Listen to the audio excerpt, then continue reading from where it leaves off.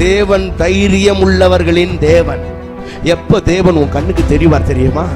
நீ வாழ்க்கையில துணிச்சலா தைரியமா சில முடிவுகளை எடுக்கும் பொழுதுதான் கர்த்தர் முன்னாடி தோன்றும். கிருபாசன தண்டையில நெருங்கி சேருகிற தைரியம் எதனாலே உண்டானது என்றால், தேவன் அன்பானவர் என்பதை சிங்காசனத்தை விட்டு இறங்கி சிலுவைக்கு வந்து மரித்து, மகனே நீ கிட்ட வா, நான் உன் மேல அவ்வளவு அன்பா இருக்கிறேன் அப்படின்னு ஆண்டவர் அந்த வழியை திறந்து காண்பித்ததுனால அவருக்கு என்ன கெப்பாசிட்டி இருக்கு, உன்னை கொண்டு அவரால் என்ன செய்ய முடியும் அப்படின்றத வச்சுதான் தேவன் உன்னை பார்க்கிறாரு.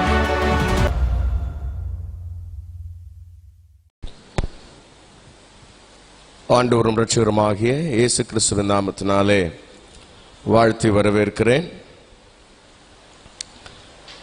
ஆதியாகமத்தின் புஸ்தகம் 2வது அதிகாரம் 16, 17 வசனங்களை நாம் வாசிக்கலாம். ஆதியாகமம் 2ஆம் அதிகாரம் 16, 17 வசனங்கள்.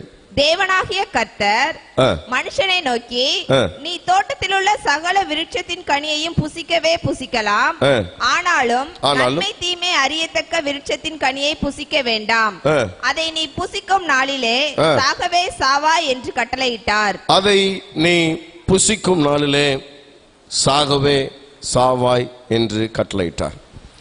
கர்த்தருக்கு மகிமை உண்டாவதாக. இந்த உலகத்தில் ஆண்டவர் முதலாக மனிதனை சிருஷ்டித்த பொழுது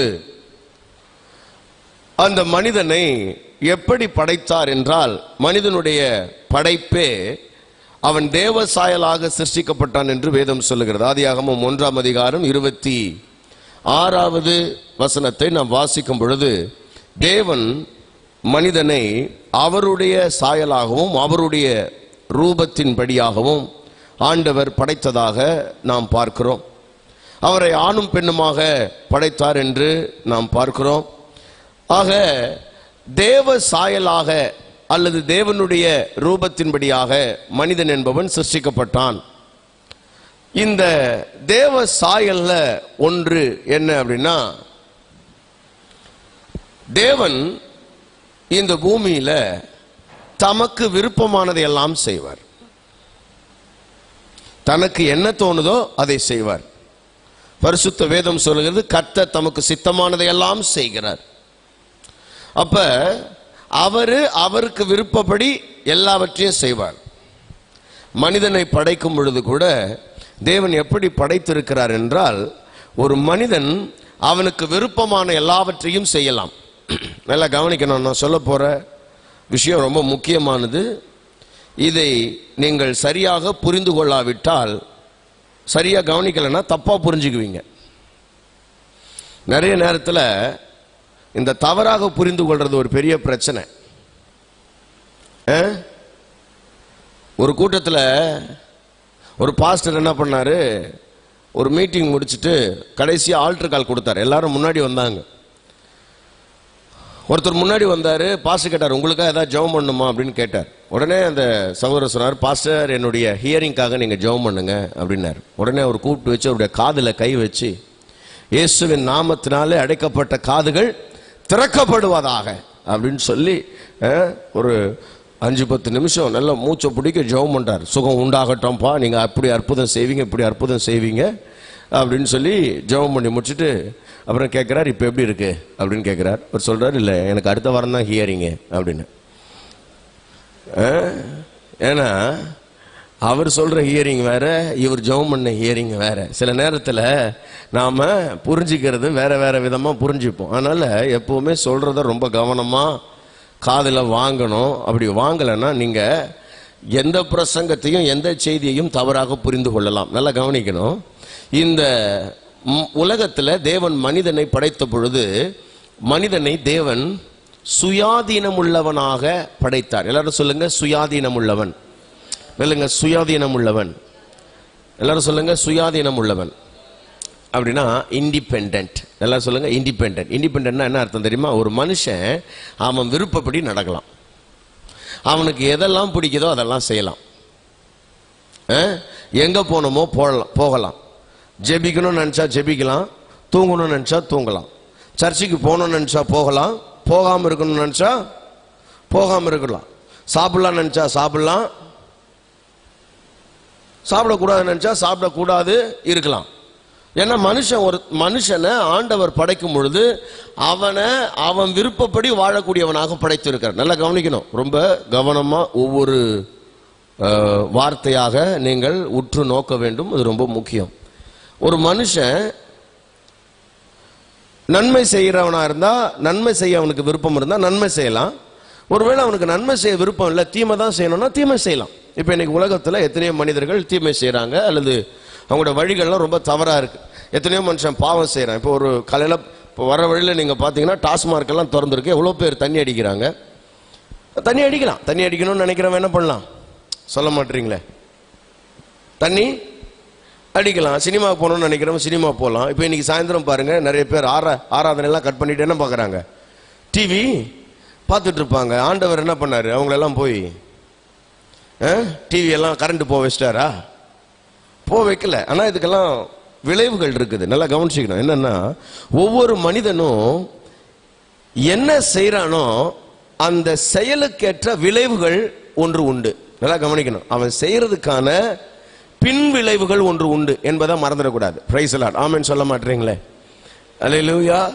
ஆமா. அப்ப இன்னைக்கு ஒருத்தன் தண்ணி அடிக்கிறான்னா அதனுடைய பின் விளைவுகள் என்ன அப்படின்னா, தேவன் கொடுக்கிற தண்டனைலாம் விட்டுருங்க. தேவன் கொடுக்கிற தண்டனைலாம் ரெண்டாவது, அப்பாற்பட்டது. ஆனா முதலாவது விளைவே என்ன அப்படின்னா, முதலாவது விளைவு அவன் உடல் கெட்டுரும், அவன் குடும்பம் கெட்டுரும், அவன் வாழ்க்கையில தரித்திரம் அடைவான், இல்ல அவன் மனசு கெட்டுரும், அவன் வாழ்க்கை தாறுமாறா போகும். இதெல்லாம் நிறைய இருக்கு. இதெல்லாம் முதலாவது விளைவுகள். முதல்ல அவன் சரீரத்தில், அதுக்கு பிறகு தேவன் கொடுக்கிற தண்டனைகள்லாம் அப்பாற்பட்டது. அப்ப இப்ப இன்னைக்கு இருந்து டிவி பார்த்துக்கிட்டு இருக்கிறாங்களா, அதனுடைய விளைவுகள் என்ன? அவங்க இன்னைக்கு ஆவிக்குரிய நன்மைகளை இழக்கிறாங்க. இன்னைக்கு பெற்றுக்கொள்ள வேண்டிய ஆவிக்குரிய நன்மை இழக்கிறாங்க. அவங்களுடைய நேரத்தை தவறான ஒரு இடத்துல முதலீடு செய்யறாங்க. அந்த தவறான முதலீடுக்கு ஏற்றபடி தவறான ஏதோ காரியத்தை அவங்க என்ன பண்ண போறாங்கன்னா அறுவடை செய்ய போறாங்க. அப்ப ஒரு மனிதன் தன் விருப்பப்படி வாழும்படியாக தேவன் சிருஷ்டித்தார்.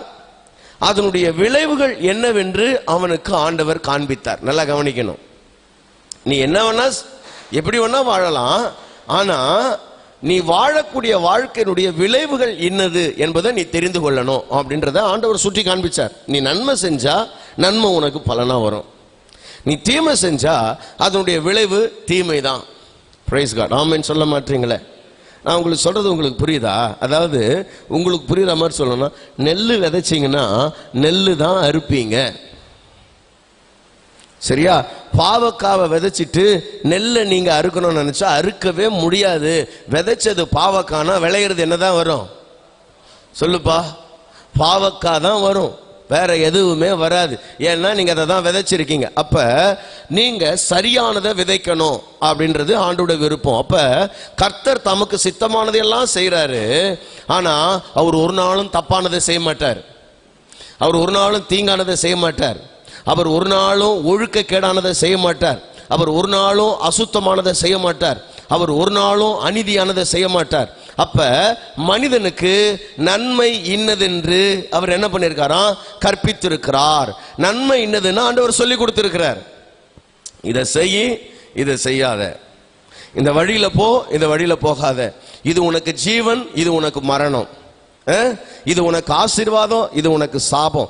ஆகவே நீ பிழைத்து பெருகும்படிக்கு ஜீவனை தெரிந்து கொண்டு, நீ என்ன பண்ணணும்னா ஜீவனை தெரிந்து கொண்டு, ஆசீர்வாதத்தை தெரிந்து கொண்டு, நன்மையை தெரிந்து கொண்டு, நன்மைக்குள்ள நீ என்ன பண்ணனா பயணப்பட வேண்டும் என்பது ஆண்டுடைய விருப்பமாக இருக்கிறது. கர்த்தருக்கு மகிமை உண்டாவதாக. ஆண்டவர் யாரையுமே ஃபோர்ஸ் பண்ண மாட்டாரு, கட்டாயப்படுத்த மாட்டார். நீ இதுதான் செஞ்சு ஆகணும். சில நேரத்தில் அன்பின் நிமித்தமா கொஞ்சம் மன்றாடுவாரு, கொஞ்சம் பலவந்தம் பண்ணி பார்ப்பாரு. அன்பின் நிமித்தமா. எது நிமித்தமா சொல்லுங்க? அன்பு நிமித்தமா. சிலர்லாம் கொஞ்சம் ஃபோர்ஸ் பண்ணுவோம் பாருங்க, இதை செய்யணும், இதை செய்யணும் அப்படின்னு. ஏன் சொல்லுவோம்னா ஃபோர்ஸ் பண்றோம். பிள்ளைங்க கிட்ட கூட ஒரு குறிப்பிட்ட நாள் வரைக்கும் நம்ம என்ன பண்ணுவோம்னா போராடுவோம், நீ இப்படிதான் இருக்கணும், இப்படிதான் செய்யணும்னு சொல்லி. காரணம் என்னன்னா அன்பு, வேற ஒன்றும் கிடையாது. அந்த அன்பு நிமித்தம் சில காலம் மன்றாடுவோம், அதுக்கப்புறம் கேட்கலன்னா மன்றாட மாட்டோம். அப்ப தேவன் கூட சில காலங்கள் அன்பு நிமித்தம் சில காரியங்களை செய்யும்படி நமக்கு கற்றுக் கொடுப்பார். கொஞ்சம் அதை செய்யறதுக்கு நம்மளை அடிச்சு கிடிச்சு சரி பண்ணுவார். அப்புறமும் சில ஆட்கள் கேட்கலன்னா ரொம்ப கஷ்டமா போயிடும். நல்லா கவனிங்க. உங்களுடைய வாழ்க்கையில நீங்கள் தெரிந்து கொள்ள வேண்டிய விஷயம் என்னன்னா, உங்களுடைய தீர்மானங்கள், அதாவது நீங்க எடுக்கிற முடிவுகள் இருக்குது பாருங்க. நீங்க எதை தெரிந்து கொள்ளுகிறீர்களோ அதை பொறுத்து தான் உங்களுடைய வாழ்க்கையினுடைய ஆசீர்வாதங்களும் உங்களுடைய வாழ்க்கையினுடைய சாபங்களும், எதை நீங்க தெரிந்து கொள்றீங்களோ அதை பொறுத்து உங்களுடைய வாழ்க்கையின் எல்லா நன்மையான தீமையான காரியங்கள் அமைந்திருக்கிறது என்பதை நீங்க மறந்துடக்கூடாது. தெரிந்து கொள்ளும் உரிமை உங்களுக்கானது. பிரைஸ் காட், ஆமென். ஆண்டவர் யாருக்கும் ஆசீர்வாதத்தை கொண்டு வந்து திணிக்க மாட்டாரு.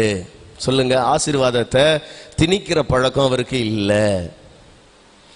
கெட்டதையும் ஆண்டவர் கொண்டு வந்து கொடுக்க மாட்டார், நல்லதையும் அவர் கொடுக்க மாட்டார், கெட்டதையும் கொடுக்க மாட்டார். நல்லா கவனிங்க. ஆனா ஒரு மனிதனுக்கு நல்லதை ஆண்டவர் உருவாக்கி வைத்திருக்கிறார், அதை எடுத்துக்கொள்வதற்கான வழியை சொல்லி கொடுத்திருக்கிறார். இதை செய்ப்பா, உனக்கு என்ன பண்ணும், ஆசீர்வாதம் வரும். இந்த வழியில் இல்லாம வேற வழியில போனோம்னா தீங்குகள் வரும் என்ற எச்சரிக்கையும் தேவன் நமக்கு கொடுக்காமல் இல்லை, கொடுத்திருக்கிறார். இதத்தான் இந்த 2 வசனங்கள்ல நீங்க பாத்தீங்க. என்னன்னா, தோட்டத்துல அந்த கனியினுடைய விருட்சத்தை வச்சுட்டு இந்த எல்லா விருட்சத்தையும் நீ சாப்பிடு, தோட்டத்தில் இருக்கிற இந்த விருட்சத்தின் கனியை மட்டும் நீ என்ன பண்ணாத, சாப்பிடாத அப்படின்னு சொல்லிட்டு ஒரு அவனுடைய சுயாதீனத்தை ஆண்டவர் அவன் கையில கொடுத்துட்டார். அவனுக்கு முழு சுதந்திரத்தையும் கொடுத்துட்டு ஆண்டவர் போயிட்டாரு. நல்லா கவனிங்க. இதை ஏன் அப்படி செய்யறாரு அப்படின்னா, நான் கற்றுக்கொண்டது, இந்த வசனத்திலிருந்து நான் கற்றுக்கொண்டது என்ன அப்படின்னா, எனக்கு இதை ஆண்டவர் கற்றுக் கொடுத்தார். எப்பெல்லாம் நான் தன்னிச்சையாக ஒரு முடிவை எடுக்க வேண்டுமோ அப்பெல்லாம் நான் தேவனை சார்ந்து கொள்ள வேண்டும் என்று ஆண்டவர் எனக்கு கற்றுக் கொடுத்திருக்கிறார். பிரைஸ் காட், ஹல்லேலூயா. ஒரு முடிவை நான் தனிமையா எடுக்க வேண்டிய ஒரு சூழ்நிலை வருதுன்னு வைங்களேன், என் கூட யாருமே இல்லை, நான் தான் அங்கே முடிவு எடுக்கணும் அப்படின்னா, அந்த நேரத்தில் நான் முடிவு எடுத்தா ஒரு வேளையில் அங்கே தவறாகலாம். நான் முடிவு எடுக்காம தேவனை சார்ந்து கொள்வது, ஆண்டவரே எனக்காக நீங்க முடிவு எடுங்க, எனக்காக நீங்க என் காரியத்தை பொறுப்பெடுத்து நடத்துங்க, அல்லது உங்களுடைய வார்த்தைக்கு நான் கீழ்ப்படுகிறேன், உங்களுடைய கட்டளைக்கு நான் கீழ்ப்படுகிறேன், உங்க விருப்பத்தை நான் நிறைவேற்றேன்னு ஒப்பு கொடுத்து வாழ்றது இருக்கு பாருங்க, அதுதான் ஜீவன். பிரைஸ் காட், ஆமென். அந்த இடத்திற்கு நாம போகிறது ரொம்ப சில நேரத்தில் கஷ்டம். சில ஆட்கள் என்ன பண்றாங்கன்னா, சில தவறான முடிவுகளை எடுத்துவிட்டு பிறகு வாழ்நாள் எல்லாம் வருத்தப்படுகிறதை நான் பார்க்கிறேன். நான் கிட்டத்தட்ட நான் விசுவாசியாக இருந்த நாள்ல இருந்தே நான் பார்த்துக்கிட்டு இருக்கிறேன். நிறைய குடும்பங்களில் நடக்கக்கூடிய பிரச்சனைகளும் அதற்கான அந்த பிரச்சனைக்கான காரணங்கள் என்ன என்பதையெல்லாம் நான் அலசி ஆராய்ந்து கொண்டிருக்கிறேன். கிட்டத்தட்ட ஒரு 15 வருஷமா முழு நேர ஊழியத்தில் இருக்கிறேன். 20 வருஷமா நான் சபையில் இருந்து எல்லாவற்றையும் உற்று பார்த்து கொண்டிருக்கிறேன். இந்த விசுவாசிகளுடைய வாழ்க்கையெல்லாம் எனக்கு அலசி பார்த்து ஆராய்ஞ்சு நான் நிறைய காரியங்களை சொல்ல முடியும். 1 2 இல்லை, சொன்னால் நிறைய பேருக்கு மனசு கஷ்டம்லாம் வரும். ஏன்னா சில ஆட்கள்லாம் எவ்வளவு சொல்லியும் கேட்காம சில தவறான முடிவுகளை எடுத்து வாழ்க்கையை சீரழித்து கொண்ட அந்த சூழ்நிலைகளை இன்றைக்கு வரைக்கும் நான் பார்த்து பார்த்து வேதனைப்படுகிறேன். வேணான்னு நம்ம ஒரு காரியத்தை சொல்றோம்னா அதை வேணும்னு செஞ்சு பிறகு வருத்தப்படுகிற வேதனைப்படுகிற எத்தனையோ சூழ்நிலைகளை இன்றைக்கு பார்க்க முடிகிறது. என்னை கேட்டுக்கொண்டிருக்கிற அன்பான தேவனுடைய பிள்ளைகளே, உங்கள் வாழ்க்கையில குழப்பமான சூழ்நிலைகளில் தெளிவான முடிவுகளை எடுப்பது எப்படி என்று உங்களுக்கு சில காரியங்களை நான் உங்களோடு பேச போகிறேன். குழப்பமான சூழ்நிலைகளில் தெளிவான முடிவுகளை எடுப்பது எப்படி? சில ஆட்களுக்கு குழப்பமான தருணம், நல்லா கவனிங்க, முடிவெடுக்கிறதுல நல்லா கவனிங்க, சில காரியங்களில் சரியா முடிவெடுக்கவே முடியாது. நிறைய நேரத்தில் நம்ம தப்பான முடிவெடுப்போம். ஒரு மனுஷன் தப்பான முடிவெடுக்கிறதுக்கு 3 காரணம் இருக்கு. நல்லா கவனிங்க. ஒருத்தன் தப்பா முடிவெடுக்கிறான்னா அதுக்கு பின்னாடி 3 காரணம் இருக்கு. நம்பர் 1, தப்பா முடிவு எடுக்கிறதுக்கு 3 காரணம் இருக்கு சார். 1, இந்த ஏவாள் எடுத்த முடிவு. இந்த ஏவாள் ஏன் முடிவு எடுத்தான்னா, வேதம் சொல்லுகிறது ஏவாள் வஞ்சிக்கப்பட்டாள். என்ன பட்டாள் சொல்லுங்க? ஏவாள் வஞ்சிக்கப்பட்டாள் என்று வேதம் சொல்லுது. அப்படின்னா என்ன அர்த்தம்? ஏமாற்றப்பட்டாள். என்ன ஏமாற்றப்பட்டாள்? பிசாசு சொன்னதை அவன் நம்பினா. பிசாசு சொல்றத சரின்னு ஏத்துக்கிட்டா. அவன் நினைச்சா இந்த பிசாசு சொல்றதெல்லாம் உண்மையா இருக்கும் போல இருக்குன்னு நம்பினா. நல்லா கவனிங்க, உண்மை என்று பொய்யை நம்புவது. பிசாசு பொய்யனும் பொய்க்கு பிதாவுமா இருக்கிறான். உண்மை என்று பொய்யை நம்பிட்டா. ஆகவே அவ ஒரு தவறு செய்தால், தவறான ஒன்றை தெரிந்து கொண்டால், அந்த தவறான ஒன்றை தெரிந்து கொள்வதற்கு காரணம் ஒரு பொய்யை நம்பினது. உண்மைன்னு நினைச்சிட்டா, ஒரு பொய்ய உண்மைன்னு நினைச்சு என்ன பண்ணிட்டா, பாவம் செய்து விட்டால். நல்லா கவனிக்கணும், நீங்க நான் சொல்றத கவனிக்கிறீங்கன்னு நினைக்கிறேன். சில நேரங்கள்ல பொய்கள் உண்மையை போல இருக்கும், பொய்கள் ரொம்ப இனிப்பா இருக்கும். Praise the Lord, hallelujah. Yes, சில ஆட்களுக்கு பொய்களை இனம் கண்டுபிடிக்க தெரியாது, எது பொய் எது உண்மைன்னு பகுத்து பார்க்க தெரியாது. ஏவாள்களுக்கு தெரியாது, நான் சொல்றேன் நிறைய பிள்ளைகளுக்கு தெரியல, எது பொய் எது உண்மைன்னு தெரியல, உண்மைகளை பகுத்தாராய தெரியல. பொய்கள் எல்லாம் பார்க்கிறதுக்கு பளபளப்பா ரொம்ப உண்மையை போல, 100% உண்மையை போல ரொம்ப தெரியுது. ஆகவே இந்த ஏவாள் என்ன பண்ணிட்டான்னா, பிசாசுனுடைய பொய்யை நம்பி ஏமாந்தால். கவனிங்க, இதற்கு பெயர் வஞ்சிக்கப்படுதல். இதற்கு பெயர் என்னது? வஞ்சிக்கப்படுதல். இவ தப்பான முடிவு எடுக்கிறதுக்கு காரணம் வஞ்சிக்கப்பட்டால். யாரோ ஒருத்தர் இவளை ஏமாத்திட்டாங்க. இது ஒரு கேட்டகரி. இப்படி ஒரு மக்கள் கூட்டம் இருப்பாங்க, பொய்ய உண்மைன்னு நம்பி நம்பி ஏமாறுற கூட்டம். நம்ம தலையில மிளகா அரைக்கிறாங்கன்னு தெரியாத கூட்டம், உண்மை எது பொய் எதுன்னு பகுத்து பார்க்க தெரியாத கூட்டம். இப்படி ஒரு கூட்டம் இருக்கும், வஞ்சிக்கப்படுகிற மக்கள் கூட்டம்.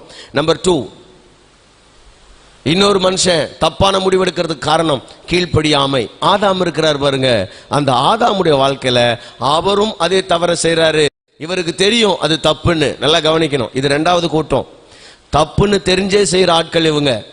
இது தப்புன்னு தெரியும், செய்யக்கூடாதுன்னு தெரியும், செஞ்சா என்ன விளைவுகள் வரும்னு தெரியும், தெரிஞ்சே ஒரு முடிவு எடுக்கிறது. நல்லா கவனிக்கணும். முதல்ல ஏவாள் செஞ்சது அது என்னது? வஞ்சிக்கப்படுதல். பொய்ய உண்மைன்னு நம்பி எடுத்துட்டா. ஆனா இவருக்கு ஆதாமுக்கு முழுசா தேவன் சொல்லி கொடுத்த அத்தனையும் தெரியும். இது கீழ்ப்படியாமை. ஒரு மனிதன் தவறான முடிவெடுப்பதற்கு 2வது காரணம் கீழ்ப்படியாமை அல்லது அவனுடைய முரட்டாட்ட குணம் என்று சொல்லலாம். 3வதாக ஒரு மனுஷன் தவறான முடிவெடுக்கிறானா, நல்லா கவனிங்க. அப்போஸ்தலனாகிய பவுல் சொல்லுகிறார் ரோமர் 7ஆம் அதிகாரத்தில். என்ன சொல்றார் தெரியுமா?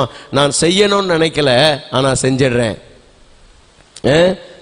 நான் விரும்புகிறதை செய்யாமல் விரும்பாததையே செய்கிறேன். எனக்கு அதை செய்யணும்னு ஆசை இல்லை, எனக்கு அதை செய்யணும்னு விருப்பம் இல்லை, அங்க போகணும்னு எனக்கு எண்ணம் இல்லை, ஆனா நான் போறேன், நான் செஞ்சிடறேன். காரணம் அடிமைத்தனம். பாவ பிரமாணம் என்னை சிறையாக்கி கொள்ளுகிறது. ஏதோ ஒரு பாண்டேஜ், ஏதோ ஒரு கட்டுக்குள்ள நான் இருக்கிறேன், ஏதோ ஒரு சிறையிருப்புக்குள்ள நான் இருக்கிறேன். அப்ப 3 முக்கியமான சூழ்நிலைகள்ல மனிதர்கள் தவறான முடிவுகளை எடுக்கக்கூடும். ஒன்று, வஞ்சிக்கப்படுவதன் மூலமாக நீங்கள் தவறான முடிவுகளை எடுக்கக்கூடும். கீழ்ப்படியாமையின் மூலமாக நீங்கள் தவறான முடிவுகளை எடுக்கக்கூடும். 3வது, சில அடிமைத்தனத்தின் மூலமாக, சில அழுத்தங்கள் உங்களுக்கு கொடுக்கப்படுவதன் மூலமாக, ஏதோ ஒரு பிரஷர். சவுலுக்கு என்ன நடந்துச்சு? சவுலுக்கு பிரஷர். என்ன பிரஷர்? மக்கள்லாம் என்ன விட்டு சதறி போறாங்க, பெலிஸ்தியர் என்ன நெருக்க வந்துட்டாங்க. சோ நான் கர்த்தருக்கு உடனே பலி செலுத்தணும். பலி செலுத்தணும்ன்றதுனால உடனடியாக ஆசாரியனுடைய பொறுப்பை தன் கையில எடுத்து அவன் பலி செலுத்தினான். அந்த பிரஷர், ஒரு அழுத்தம், ஏதோ ஒரு அழுத்தம், யாரோ நம்மளை நிர்பந்திக்கிறாங்க சில காரியங்களை செய்யும்படியாக. இந்த பிரஷர்னால இவர் என்ன பண்ணிட்டாரு? செஞ்சிட்டார். அப்ப 3 முக்கியமான காரியங்கள் தவறான முடிவுகளை எடுப்பதற்கு. நான் சொல்றேன், தவறான முடிவுகளை எடுத்தாச்சுன்னா அதனுடைய விளைவுகள் எப்படி இருக்கும்னா, அந்த தவறான முடிவுகளுக்கு ஏற்றபடி தவறான விளைவுகளா இருக்கும். இந்த தவறான விளைவுகளை மாற்றுவதற்கு தேவன் ஒருத்தர் தான் வல்லமை உள்ளவர். அல்லேலூயா, அல்லேலூயா. கர்த்தருக்கு மகிமை உண்டாவதாக. நல்லா கவனிங்க, நீங்க உங்க வாழ்க்கையில எப்பவுமே தவறான ஒரு முடிவை அல்லது தவறான ஒரு தீர்மானத்தை உங்க வாழ்க்கையில நீங்க எடுத்துறாதீங்க. சரியான ஒன்றை எடுத்து உங்களோட வாழ்க்கை பாதையை நீங்க நடத்திட்டு போவீங்கன்னா அது ரொம்ப ஆசீர்வாதமா இருக்கும். ஏன் அப்படின்னா, ஆண்டவர் எந்த ஒரு காரியத்துக்குமே உங்களை நிர்பந்திக்கல. ஆசீர்வாதத்தை கூட சரி, நீ உபாகமம் 28:1 நீங்க வாசிச்சீங்கன்னா, இந்த கட்டளைகளை எல்லாம் கை கொண்டு இதன்படி நடக்க நீ சாவதானமா இருந்தால் அப்படின்றார். அப்படின்னா என்ன அர்த்தம்? உனக்கு விருப்பமா இருந்தா, இதுல எல்லாம் இருக்கிற மாதிரி நீ நடந்தா நான் என்ன பண்ணுவேன்? நீ நடந்தா உன்னை ஆசீர்வதிப்பேன். அந்த 14 வசனத்துல ஆசீர்வாதங்களை சொல்றார். ஆண்டவர் நிர்பந்திக்கல, செஞ்சுதான் ஆகணும்னு இல்லை. நீ செஞ்சா உன் வாழ்க்கை இப்படி இருக்கும், செய்யலனா அதுக்கு பின்னாடி அந்த அந்த அதிகாரம் முடிகிற வரைக்கும், அந்த 15வது வசனத்திலிருந்து அந்த அதிகாரம் முடிகிற வரைக்கும் நிறைய சாபங்களை சொல்றார். நீ செய்யலைன்னா உன் வாழ்க்கையில் எப்படிப்பட்ட சாபங்கள் இருக்கும்னு சொல்றார். அப்ப அதை செய்யறதும் செய்யாததும் உன் கையில தான் இருக்கு. நீ கிறிஸ்தவனா வாழணுமா வாழ வேணாவா நீ ஏன் முடிவு பண்ணிக்கலாம். ஆண்டவர், ஒருவன் என்னை பின்பற்றி வர விரும்பினால், உனக்கு விருப்பம் இருக்கா அப்படின்னு கேட்கிறார். முதல்ல விருப்பம் இருந்தா நீ என்ன பண்ணு, சிலுவை எடுத்துக்கிட்டு என்ன பின்பற்றி வா. விருப்பம் இருந்துச்சுன்னா எப்படிதான் வரணும், சிலுவை எடுத்துக்கிட்டு தான் என்னை பின்பற்றணும். சிலுவை இல்லாம என்னை பின்பற்ற முடியாது. உனக்கு விருப்பமா முதல்ல பின்பற்றதுக்கு, அப்ப முடிவெடு. நான் சிலுவையை சுமக்க ஆயத்தம்னு ஒப்புக்கொடு. அதுக்கு பிறகு என்னை பின்பற்று. இல்லைன்னா பின்பற்றாத. சரியானதை தெரிவு செய்யுங்கள். அப்ப சரியான ஒரு தீர்மானம் எடுக்கிறதுக்கு ஆண்டவர் நமக்கு வாய்ப்புகளை கொடுக்கிறார். நாம் சரியான தீர்மானத்தை எடுக்க வேண்டியது அவசியம். உங்களில் எத்தனை பேர் வாழ்க்கையில சரியான தீர்மானத்தை எடுத்து சரியான பாதையில பயணிக்கிறீர்கள், அல்லது தீர்மானங்களை எடுக்க தெரியாமல் குழம்பி போய் நிற்கிறீர்கள், அல்லது தவறான தீர்மானங்களை எடுத்து வலைக்குள் சிக்கி கொண்டிருக்கிறீர்கள்? 3 விதமான மக்கள் இருக்கிறாங்க. 1, சரியான தீர்மானம் எடுத்து வாழ்க்கையில வெற்றி நடை போடுகிறவர்கள். 2, தீர்மானமே எடுக்க தெரியாம குழம்பி போய் நிக்கிறவங்க. 3, தவறான தீர்மானங்களை எடுத்து வலைகளில் சிக்கி கொண்டவர்கள். நீங்க யாராயிருந்தாலும் சரி, இந்த செய்தி உங்களுக்கானதுதான். சரியான தீர்மானங்களை எடுக்க பழகிக் கொள்ளுங்கள். குழப்பமான சூழ்நிலைகளில் தெளிவான முடிவை எடுப்பது எப்படி என்பதில் என்ற தலைப்பில் சில காரியங்களை நான் உங்களோடு கூட பகிர்ந்து கொள்ள விரும்புகிறேன். வாழ்க்கையில சில நேரத்தில் நாம் என்ன பண்றோம்னா, கவனிங்க, சில தவறான தீர்மானங்களை எடுத்து விடுகிறோம். அந்த தவறான தீர்மானங்கள் அல்லது தவறான தெரிந்து கொள்ளுதல்கள் சில பயங்கரமான விளைவுகளை நம்முடைய வாழ்க்கையில கொடுக்கிறது. அதற்கு உதாரணமாக நான் ஒரு சம்பவத்தை உங்களுக்கு காண்பித்து கொடுக்கிறேன். ரூத்தின் புஸ்தகம் முதல் அதிகாரம் முதல் வசனத்தை நாம் வாசிப்போமானால், ரூத்தின் புஸ்தகம் 1:1 நாம் வாசிக்கலாம். நியாயாதிபதிகள் நியாயம் விசாரித்து வரும் நாட்களில் தேசத்திலே பஞ்சம் உண்டாயிற்று. அப்பொழுது யூதாவில் உள்ள பெத்லகேம் ஊரானாகிய ஒரு மனுஷன் தன் மனைவியோடும் 2 குமாரரோடும் கூட மோவாப் தேசத்திலே போய் சஞ்சரித்தான். அவன் பேர் என்ன? அந்த மனுஷனுடைய பேர் எலிமெலேக்கு. கவனிங்க, இங்க ஒரு குடும்பத்தை பற்றி நாம் பார்க்கிறோம். ஒரு மனிதனுடைய பெயர் எலிமெலேக்கு. அவனுக்கு ஒரு அழகான மனைவி இருந்தார்கள். அவருடைய பெயர் நகோமி. அவர்களுக்கு 2 பிள்ளைகள் இருந்தார்கள், மக்லோன், கிலியோன் என்பவர்கள். 4 பேர், நல்ல குடும்பம். ஒரு அழகான ஒரு ஊர்ல அவங்க வாழ்ந்து கொண்டிருக்கிறாங்க, பெத்லகேம்ல. அந்த ஊர்ல திடீரென்று பஞ்சம் வருகிறது. பஞ்சம் வந்த உடனே இவங்க என்ன பண்றாங்கன்னா, பஞ்சத்தை காரணம் காட்டி இவங்க அந்த ஊரை விட்டு இடம்பெயர்ந்து வெளியே போகிறார்கள். நல்லா கவனிக்கணும். பஞ்சத்தை காரணம் காட்டி அந்த ஊரை விட்டு இடம்பெயர்ந்து இவர்கள் போகிறார்கள். எல்லார்கிட்டையும் என்ன காரணம் சொல்றாங்க? ஏங்க வீடை காலி பண்ணிட்டு போயிட்டீங்க? என்னக்கா, வியாபாரமே இல்லை, இந்த ஊர்ல ஒரே கஷ்டம்க்கா, அதனால நாங்க வீடு காலி பண்ணிட்டு அங்க போயிட்டோம்க்கா. வியாபாரமே இல்லக்கா, ரொம்ப கஷ்டம்க்கா, நாங்க வீடு காலி பண்ணிட்டாங்க போயிட்டோம்க்கா. யார் கேட்டாலும் என்ன பண்றது, ரொம்ப கஷ்டமா இருந்துச்சுக்கா, அதனால தான் அந்த ஏரியாவுக்கு போயிட்டோம்க்கா. எல்லாம் தெரிஞ்சவங்க கிட்ட எல்லாம் சொல்றது, சொந்தக்காரங்க கிட்ட எல்லாம் சொல்றது, ஏமா அங்க போயிட்ட, ரொம்ப கஷ்டம்க்கா. நான் சொல்றேன், யாருக்கு கஷ்டம் வரும் ரொம்ப நல்லா கவனிக்கணும். இப்ப இந்தியாவில் கடந்த 6 மாதங்களாக பஞ்சம் இருந்ததா? இப்ப பஞ்சம் இருந்ததான்னு தெரியாத அளவுக்கு நீங்க செழிப்பா இருந்திருக்கிறீங்க. அதான் ரொம்ப முக்கியம். பிரைஸ் காட், அல்லேலூயா. இப்ப உங்களுக்கெல்லாம் பஞ்சம் வந்ததே தெரியல, பார்த்தீங்களா? ஏன்னா நீங்க அவ்வளவு செழிப்பா இருக்கிற ஆளு, அதனால தான் உங்களுக்கு பஞ்சம் வந்ததே தெரியல. விளங்குதா உங்களுக்கு நான் சொல்றது? இந்தியா கடந்த 6 மாதங்களாக மிகப்பெரிய பஞ்சத்தை சந்தித்திருக்கிறது. உலக நாடுகள்ல எத்தனையோ நாடுகள் மிகப்பெரிய பொருளாதார வீழ்ச்சி கண்டு பஞ்சத்தை சந்தித்திருக்கிறது. அதுல மிக முக்கியமாக இந்திய நாடு பெரும் பஞ்சத்தை சந்தித்தது. இங்க எத்தனையோ துறைகள் இருக்கிற மக்கள் சாப்பாட்டுக்கு இல்லாம, நீங்க செய்தியில காட்டினதெல்லாம் கொஞ்சம், எங்களுக்கு சாப்பாடு இல்லை, உணவுகள் இல்லைன்னு சொல்லி அழுது புலம்புகிற மக்களை அன்றாட நம்ம பார்த்தோம். வேலை வாய்ப்புகள் இல்லாம, பிழப்பத்தை தேடி சொந்த ஊர்களுக்கு சாகிறோம், எங்கேயாவது எங்க சொந்த ஜனத்தோட போய் சாவோன்னு இடம் விட்டு புலம்பெயர்ந்து மக்கள் என்ன பண்றாங்க, அவங்க சொந்த ஊர்களுக்கு பயணப்பட்டு போனார்கள், நடந்து போய் செத்தவன் பாதி, வாகனங்கள்ல போய் செத்தவன் மீதி, வழியில படுத்து செத்தவன் ஒரு பாதி. இப்படி எத்தனையோ மக்கள் பஞ்சத்தினாலே செத்து போனார்கள். பிரயாணம் சிலரை கொன்று போட்டது. அப்ப இது இந்த பஞ்சத்தினால இப்படிப்பட்ட சூழ்நிலைகள் இருக்கு. இந்த பஞ்ச காலத்திலேயும் நீங்க எத்தனை பேரு சொல்றீங்க, ஐயா இந்த மார்ச் மாசத்திலிருந்து கிட்டத்தட்ட ஆகஸ்ட் மாசம் வரைக்கும் எங்க வீட்டில் எந்த குறையுமே இல்லை, நாங்க 3 வேளை நல்லா சாப்பிட்டோன்னு? அப்ப நான் சொல்றேன், நீங்கெல்லாம் ஏழைங்க கிடையாது, நீங்கெல்லாம் பணக்காரங்க. தெரியுமா? நீங்கெல்லாம் யாரு? நீங்க ஏழைங்கன்னு சொல்லிக்கிட்டு இருக்காதீங்க. ஏன்னா இந்த 3 வேளை சாப்பாடு இல்லாதவன் தான் ஏழை. உணவு ஆகாரத்துக்காக கஷ்டப்படுறான் பாருங்க, அவன் தான் ஏழை. ஏன்னா உங்களுக்கு ஆகார குறைவு வரல, நீங்க சிறப்பா சாப்பிட்டீங்க. பிரைஸ் காட், ஆமென். ஆமா, அப்ப நல்லா கவனிக்கணும்.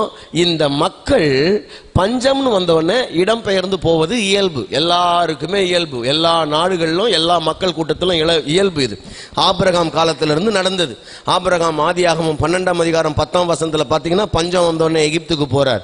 ஈசாக்கு பஞ்சம் வந்தவொடனே எகிப்துக்கு போறதுக்கு முயற்சி பண்றார், ஆண்டவர் தடுத்து நிறுத்துறார். இப்படி பஞ்சம் வந்த உடனே இடம் பெயர்ந்து போகிறது இயல்பு தான். ஆனா இந்த எலிமெலேக்கோட குடும்பம் பஞ்சத்தினால போனாங்களா அப்படின்னு நீங்க பாத்தீங்கன்னா, இவங்க பஞ்சத்தினால போல. ஏன் அப்படி நான் சொன்னேன்னா, நீங்களே பணக்காரங்கன்னு நான் சொன்னேன், 3 வேளை சாப்பாடு உங்களுக்கே திருப்திகரமா இருக்கு. இந்த எலிமெலேக்கோட குடும்பம் ஏழை குடும்பமா வசதியான குடும்பமா? எப்படி வசதியான குடும்பம்னு சொல்றீங்க? நல்லா கவனிங்க. இந்த எலிமெலேக்கோட குடும்பம் நல்ல வசதியான குடும்பம். அதுக்கு 2 வசனத்தை உங்களுக்கு நான் ஆதாரமா சொல்றேன். ஒன்னு, நகோமி சொல்றா, நான் நிறைவுள்ளவளாய் இங்கிருந்து போனேன். நான் போகும்போது எப்படி இருந்தேன்? நிறைவுள்ளவளா போனேன், எனக்கு பரிபூர்ணமா இருந்துச்சு, நான் திருப்தியா தான் இருந்தேன். இங்க இருந்து போகும்போது எனக்கு ஒரு குறைவும் இல்லை.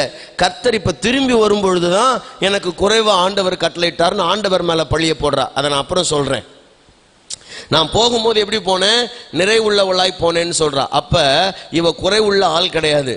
ஆராதனை நேரங்கள்: ஞாயிறு காலை 7 மணி, மாலை 6:30 மணி.